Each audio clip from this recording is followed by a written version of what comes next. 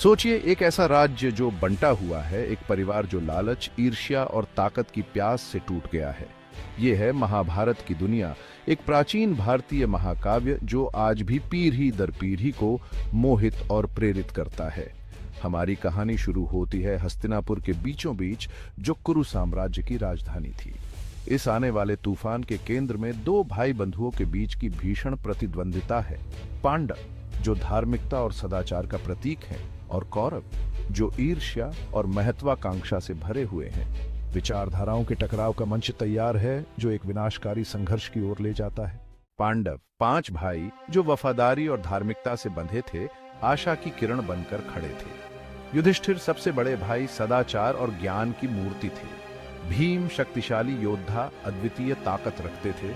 अर्जुन, एक कुशल धनुर्धर, दिव्य मार्गदर्शन की तलाश में थे। नकुल और सहदेव, अविभाज्य जुड़वां, अपने कौशल में निपुण थे। कौरव, महत्वाकांक्षी दुर्योधन के नेतृत्व में 100 भाई ईर्ष्या से प्रेरित थे। उनके दिल नफरत से भरे हुए, पांडवों को बाधा के रूप में देखते थे। हस्तिनापुर के सिंहासन के लिए संघर्ष अपरिहार्य हो गया। जैसे जैसे तनाव बढ़ता गया, दुर्योधन ने, जो चालाक और धूर्त था, पांडवों के अधिकार को छीनने के लिए एक योजना बनाई।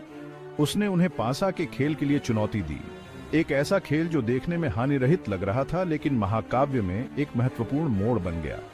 युधिष्ठिर, जो धर्म के प्रति अपनी अटूट निष्ठा से बंधे थे, ने चुनौती स्वीकार कर ली, इस बात से अनजान थे कि उनके साथ क्या धोखा होने वाला है। खेल, जो छल से भरे पासे और धोखे से खेला गया था, में पांडवों को उनकी संपत्ति, उनके राज्य और यहाँ तक कि उनकी प्यारी पत्नी द्रौपदी से भी वंचित कर दिया गया। अपमानित और वनवास के लिए मजबूर, पांडवों को अपने धैर्य की अंतिम परीक्षा का सामना करना पड़ा। फिर भी इस तरह के विपरीत परिस्थितियों में भी वे अपने सिद्धांतों पर अडिग रहे और जो उनका हक था उसे वापस पाने की कसम खाई। पासा का खेल, ताकत की नाजुकता और अनियंत्रित महत्वाकांक्षा के परिणामों की एक कठोर याद दिलाता है। महाभारत में एक महत्वपूर्ण मोड़ था। इसने घटनाओं की एक श्रृंखला को गति दी जो कुरुक्षेत्र के महायुद्ध में परिणत हुई। एक ऐसा संघर्ष जिसने धर्म की नींव को हिला दिया और एक सभ्यता के भाग्य को बदल दिया। आइए श्री कृष्ण के बारे में जानते हैं। एक करिश्माई राजा, एक बुद्धिमान दार्शनिक और विष्णु पालनहार के अवतार। आने वाली अराजकता को पहचानते हुए उन्होंने पांडवों के सलाहकार, सारथी और मित्र के रूप में कदम रखा। उनका ज्ञान आते अंधेरे में एक प्रकाश स्तंभ की तरह उनके वनवास के दौरान मार्गदर्शन और सांत्वना प्रदान करता था। श्री कृष्ण, एक महान रणनीतिकार, ने आने वाले युद्ध को न केवल भूमि या सत्ता के लिए संघर्ष के रूप में देखा, बल्कि मानवता की आत्मा के लिए एक लड़ाई के रूप में देखा। उन्होंने धर्म की वकालत की, पांडवों से धार्मिकता के लिए लड़ने का आग्रह किया, भले ही इसका मतलब अपने ही रिश्तेदारों के खिलाफ युद्ध छेड़ना हो। उनका परामर्श, व्यावहारिकता और आध्यात्मिक अंतर्दृष्टि का मिश्रण आगे आने वाली परीक्षाओं में अमूल्य साबित होगा। श्री कृष्ण, दिव्य रणनीतिकार, वह केंद्र बिंदु बन गए जिस पर कुरुक्षेत्र युद्ध का भाग्य निर्भर था। युद्ध के मैदान पर उनकी उपस्थिति एकमात्र सलाहकार की भूमिका से कहीं आगे निकल गई। वह स्वयं धर्म के अवतार बन गए, युद्ध के मार्ग का निर्देशन किया और इसके गहन दार्शनिक आधारों को आकार दिया। धर्म के युद्ध क्षेत्र पर कुरुक्षेत्र का मैदान सभ्यताओं के इस महान संघर्ष का मंच बन गया। सेनाएं इकट्ठा हुईं, उनकी पंक्तियां बहादुर योद्धाओं, शक्तिशाली राजाओं और पौराणिक प्राणियों से भरी हुई थीं, जिनमें से प्रत्येक भाग्य की भव्य टेपेस्ट्री में अपनी भूमिका निभा रहा था। हवा प्रत्याशा से भर गई, पृथ्वी आने वाली लड़ाई के भार तले कांप उठी और ऐसा लग रहा था मानो स्वर्ग भी अपनी सांसें रोक कर देख रहा हो। 18 दिनों तक युद्ध चलता रहा, साहस, रोष और अकल्पनीय क्षति का बवंडर। पांडव, श्री कृष्ण के ज्ञान द्वारा निर्देशित और धार्मिकता के प्रति अपनी अटूट प्रतिबद्धता से प्रेरित, अपने ही रिश्तेदारों का सामना कर रहे थे। उनके दिल भाई भतीजावाद के बोझ से भारी थे। तलवारों का हर टकराव, धनुष की प्रत्येकी प्रत्यंचा की टंकार धर्म के भार के साथ गूंजती थी। धार्मिकता का सार जो संतुलन में लटका हुआ था। कुरुक्षेत्र एक भौतिक युद्ध के मैदान से कहीं अधिक बन गया। यह एक क्रूसिबल में बदल गया।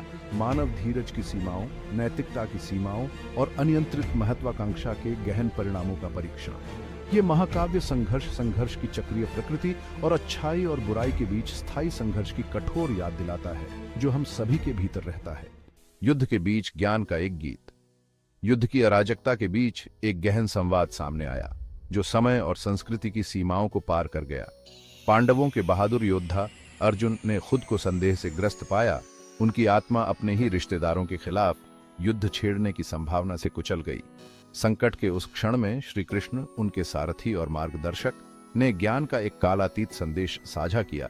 भगवद गीता, ये पवित्र ग्रंथ हिंदू दर्शन का एक आधार स्तंभ, कर्तव्य की प्रकृति, जीवन के अर्थ और मुक्ति के मार्ग में तल्लीन करता है। श्री कृष्ण के शब्द गहन अंतर्दृष्टि और अटूट स्पष्टता से ओतप्रोत ने अर्जुन को निराशा से बाहर निकलने का रास्ता प्रदान किया। एक योद्धा के रूप में अपने कर्तव्य को अपने साथी मनुष्य के प्रति अपनी करुणा के साथ मिलाने का एक तरीका। भगवद गीता संवाद की शक्ति और विपत्ति का सामना करने में अर्थ की स्थायी खोज का प्रमाण, मानवता के लिए ज्ञान के प्रकाश स्तंभ के रूप में कार्य करती है। इसके छंद मार्गदर्शन और सांत्वना प्रदान करते हैं। हमें अपने स्वयं के आंतरिक संघर्षों का सामना साहस, स्पष्टता और अपने धर्म, धार्मिकता के अपने अद्वितीय मार्ग के प्रति अटूट प्रतिबद्धता के साथ करने का आग्रह करते हैं। एक मूल्य पर विजय। 18 भीषण दिनों के बाद पांडव विजयी हुए। उनकी धार्मिकता कौरवों की महत्वाकांक्षा पर भारी पड़ी। फिर भी उनकी जीत एक खट्टी मीठी जीत थी, एक ऐसी जीत जो गहन क्षति और दुख से सराबोर थी। युद्ध का मैदान शांत पड़ा था। मित्र और शत्रु दोनों ही ओर के गिरे हुए वीरों के शरीर बिखरे पड़े थे। पांडव हालांकि विजयी हुए थे, इस अनुभव से हमेशा के लिए बदल गए थे। उनकी जीत एक भारी कीमत पर मिली थी। ये एक कठोर याद दिलाता है कि धर्म की खोज में भी अक्सर कोई आसान जवाब नहीं होता, कोई स्पष्ट जीत नहीं होती। महाभारत युद्ध के अपने अडिग चित्रण में हमें नैतिकता की जटिलताओं, संघर्ष के विनाशकारी परिणामों और दुख की स्थायी शक्ति का सामना करने के लिए मजबूर करता है। कुरुक्षेत्र का परिणाम एक मार्मिक अनुस्मारक के रूप में कार्य करता है कि यहाँ तक कि सबसे धर्मी युद्ध भी ऐसे निशान छोड़ जाते हैं जो बहुत गहरे होते हैं, जो आने वाली पीढ़ियों के लिए व्यक्तियों और समाजों के भाग्य को आकार देते हैं। महाभारत मानवीय स्थिति की अपनी स्पष्ट खोज में जीत की बहुआयामी प्रकृति और दुख और हानि की स्थायी शक्ति को चित्रित करने से पीछे नहीं हटता। भाग 8, धर्म पर चिंतन। महाभारत की स्थायी विरासत न केवल इसके रोमांचकारी कथानक या महाकाव्य युद्धों में है, बल्कि धर्म की अपनी गहन खोज में है, जो भारतीय दर्शन की एक केंद्रीय अवधारणा है। महाकाव्य हमें अपने स्वयं के धर्म को परिभाषित करने की चुनौती देता है, जीवन की भव्य टेपेस्ट्री में अपनी भूमिकाओं और जिम्मेदारियों को समझने के लिए। पांडवों और कौरवों के परीक्षणों और क्लेशों के माध्यम से हम धर्म के बहुआयामी स्वरूप के साक्षी हैं। इसमें न केवल धार्मिकता और कर्तव्य शामिल है, बल्कि करुणा, क्षमा और जो सही है उसके लिए खड़े होने का साहस भी शामिल है, भले ही बाधाएं कितनी भी दुर्गम क्यों न हो। महाभारत मानव अस्तित्व की जटिलताओं को नेविगेट करने के लिए एक कालातीत मार्गदर्शक हमें याद दिलाता है कि धर्म की खोज कोई निष्क्रिय प्रयास नहीं है। इसके लिए निरंतर आत्मनिरीक्षण, अटूट साहस और अपनी खामियों और कमियों का सामना करने की इच्छा शक्ति की आवश्यकता होती है।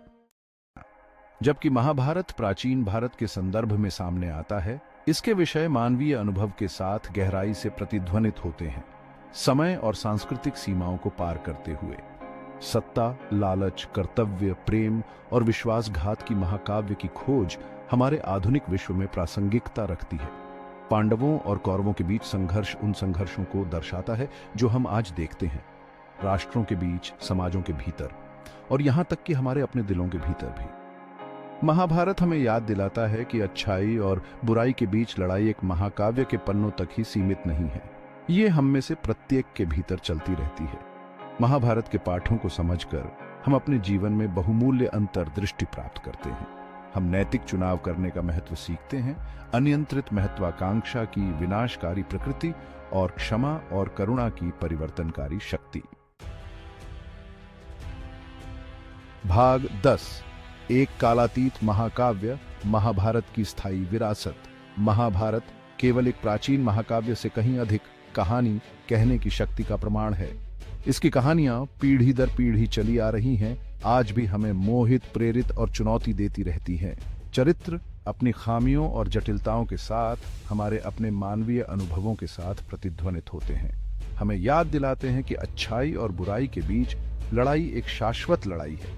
महाकाव्य की स्थायी विरासत, नैतिकता, कर्तव्य और मानव होने का वास्तविक अर्थ क्या है, इस बारे में बातचीत को जगाने की क्षमता में निहित है। यह हमें जीवन की जटिलताओं से जूझने, अपने स्वयं के आंतरिक संघर्षों का सामना करने और न्यायपूर्ण और दयालु दुनिया के लिए प्रयास करने के लिए प्रोत्साहित करता है। महाभारत एक कालातीत कृति संस्कृतियों और पीढ़ियों में अपना जादू बिखेरती रहती है, हमें कहानी कहने की स्थायी शक्ति और इसके महाकाव्य छंदों के भीतर निहित कालातीत ज्ञान की याद दिलाती है।